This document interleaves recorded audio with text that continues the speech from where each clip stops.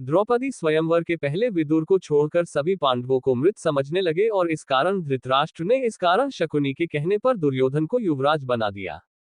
द्रौपदी स्वयंवर के तत्पश्चात दुर्योधन आदि को पांडवों के जीवित होने का पता चला। पांडवों ने कौरवों से अपना राज्य मांगा, परंतु गृहयुद्ध के संकट से बचने के लिए युधिष्ठिर ने कौरवों द्वारा दिए खंडहर स्वरूप खांडववन आधे राज्य के रूप में प्राप्त किया। पांडवों की पांचाल राजा द्रुपद की पुत्री द्रौपदी से विवाह उपरांत मित्रता के बाद वे काफी शक्तिशाली हो गए थे। तब हस्तिनापुर के महाराज धृतराष्ट्र ने उन्हें राज्य में बुलाया। धृतराष्ट्र ने युधिष्ठिर को संबोधित करते हुए कहा, हे कुंती पुत्र, अपने भ्राताओं के संग जो मैं कहता हूं सुनो। तुम खांडवप्रस्थ के वन को हटाकर अपने लिए एक शहर का निर्माण करो, जिससे कि तुम में और मेरे पुत्रों में कोई अंतर ना रहे। यदि तुम अपने स्थान में रहोगे तो तुमको कोई भी क्षति नहीं पहुंचा पाएगा। पार्थ द्वारा रक्षित तुम खांडवप्रस्थ में निवास करो और आधा राज्य भोगो। धृतराष्ट्र के कथनानुसार पांडवों ने हस्तिनापुर से प्रस्थान किया। आधे राज्य के आश्वासन के साथ उन्होंने खांडवप्रस्थ के वनों को हटा दिया। उसके उपरांत पांडवों ने श्री कृष्ण के साथ मैदानव की सहायता से उस शहर का सौंदर्यीकरण किया। वह शहर एक द्वितीय स्वर्ग के समान हो गया। उसके बाद सभी महारथियों व राज्यों के प्रतिनिधियों की उपस्थिति में वहां श्री कृष्ण द्वैपायन व्यास के सान्निध्य में एक महान यज्ञ और गृह प्रवेश अनुष्ठान का आयोजन हुआ।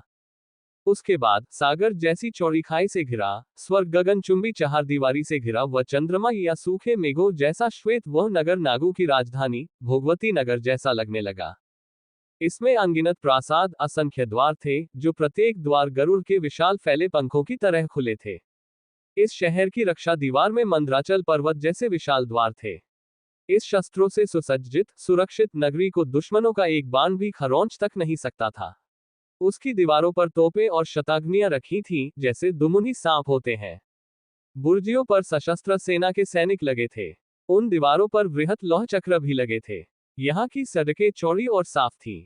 उन पर दुर्घटना का कोई भय नहीं था। भव्य महलों, अट्टालिकाओं और प्रासादों से सुसज्जित यह नगरी इंद्र की अमरावती से मुकाबला करती थी। इस कारण ही इसे इंद्रप्रस्थ नाम दिया गया था। इस शहर के सर्वश्रेष्ठ भाग में पांडवों का महल स्थित था। इसमें कुबेर के समान खजाना और भंडार थे। इतने वैभव से परिपूर्ण इसको देखकर दामिनी के समान आंखें चौधिया जाती थी। जब शहर बसा तो वहां बड़ी संख्या में ब्राह्मण आए, जिनके पास सभी वेद शास्त्र इत्यादि थे, वह सभी भाषाओं में पारंगत थे। यहाँ सभी दिशाओं से बहुत से व्यापारी गण पधारे।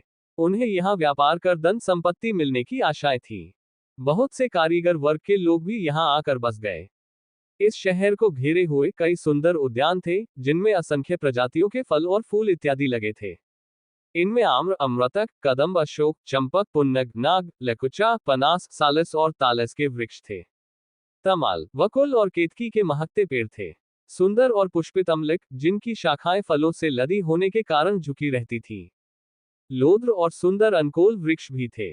जिम्बू, पाटल, कुंजक, अतिमुक्ता, करविरस, पारिजात और ढेरों अन्य प्रकार के पेड़ पौधे लगे थे। अनेकों हरे भरे कुंज यहाँ मयूर और कोकिल ध्वनियों से गूंजते रहते थे। कई विलासगृह थे, जो कि शीशे जैसे चमकदार थे और लताओं से ढके थे।